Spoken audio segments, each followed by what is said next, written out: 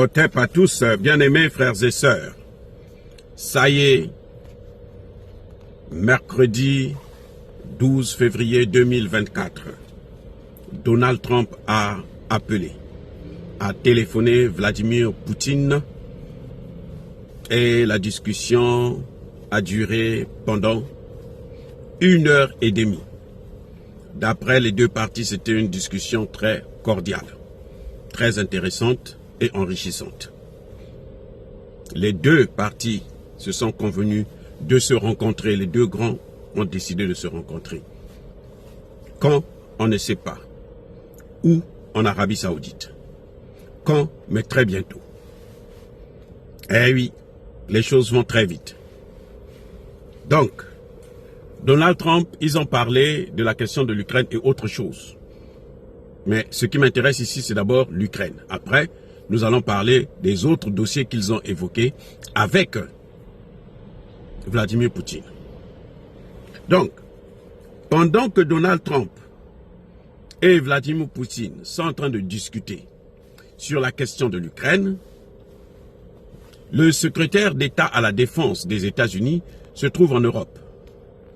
Et il explique aux Européens que vous n'allez pas participer aux négociations.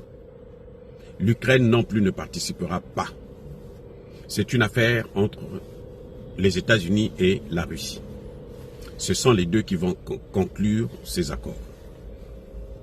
Et il précise, revenir aux frontières d'avant 2014 est une erreur. Donc la Crimée, c'est un dossier déjà conclu. Le Donbass, c'est clair que Poutine ne pourra pas céder le Donbass avec tout ce qu'il y a eu comme mort. Si Poutine le fait, alors ce sera considéré comme une faiblesse de Poutine face à Donald Trump. Donc, je suis sûr que Poutine ne le fera pas.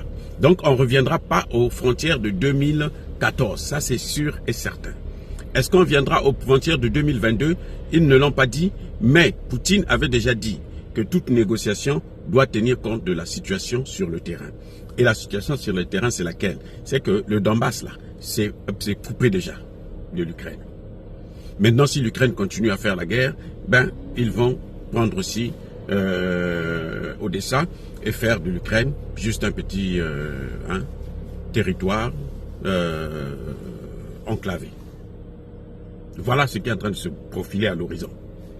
Donc, Poutine demande déjà, il a dit à l'Ukraine, moi j'ai besoin du reste de tes terres rares. Ces terres rares-là se situent à la frontière avec le Donbass.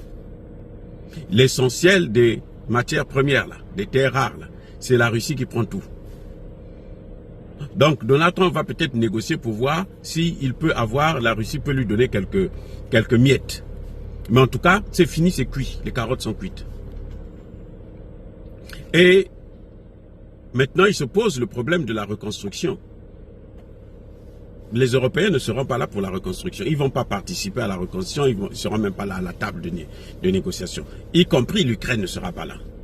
On va imposer à l'Ukraine des négociations, c'est tout. De venir signer, c'est tout. D'ailleurs, Poutine a déjà dit que Zelensky n'est pas légitime. Vous voyez? Donc, la facture sera payée de la reconstruction, sera payée par l'Union européenne. Mais quelles sont les compagnies qui vont se charger de cette reconstruction?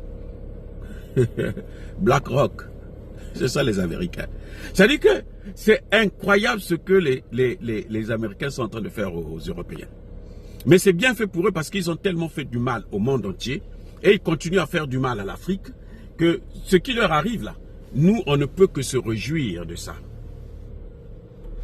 Le Conseil européen a boudé. Il exige que l'Europe puisse être assis à la table de négociation. On a déjà dit non, ça ne se passera pas comme ça. Je vous ai parlé de l'humiliation que Emmanuel Macron vient de subir il n'y a pas très longtemps lors du sommet sur l'intelligence artificielle.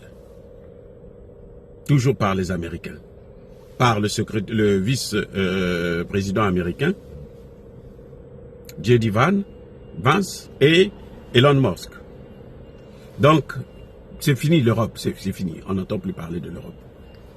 Les amis, c'est en Afrique où on continue à croire, on a encore l'illusion que l'Europe vaut quelque chose. Je reprends.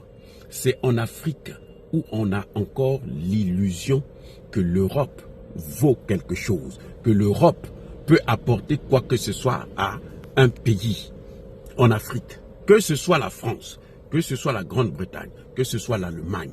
Ces gens ont tellement, et les autres pays européens bien sûr, de l'Europe de l'Est, de l'Ouest plutôt, ces gens ont tellement fait du mal au monde que maintenant, il est temps qu'ils puissent payer. C'est ça qu'on appelle la loi du karma. Les Américains sont en train de faire payer à l'Europe ce que l'Europe a toujours fait dans le monde. Et les Américains, s'ils abusent de leur pouvoir, comme ils sont en train de vouloir le faire en Afrique, ils payeront aussi le moment venu. Et je vais vous le dire pourquoi. C'est sorti dans la conversation qu'il y a eu entre Poutine et Donald Trump. Les amis, c'est incroyable. Incroyable mais vrai. Donc, les Européens vont payer la facture et puis, bon, les Américains vont continuer à jouir. Ils auront déjà 500 milliards de dollars de terres rares, le reste qui appartiendra à l'Ukraine qu'ils vont prendre, et puis les Européens vont payer aussi l'équivalent presque 400 et quelques, presque 500 milliards selon les estimations actuelles de dollars. Les amis, soyez bénis, abondamment bénis par le Dieu de Kémit et par nos ancêtres. Vive l'Afrique éternelle, j'ai dit et je vous remercie.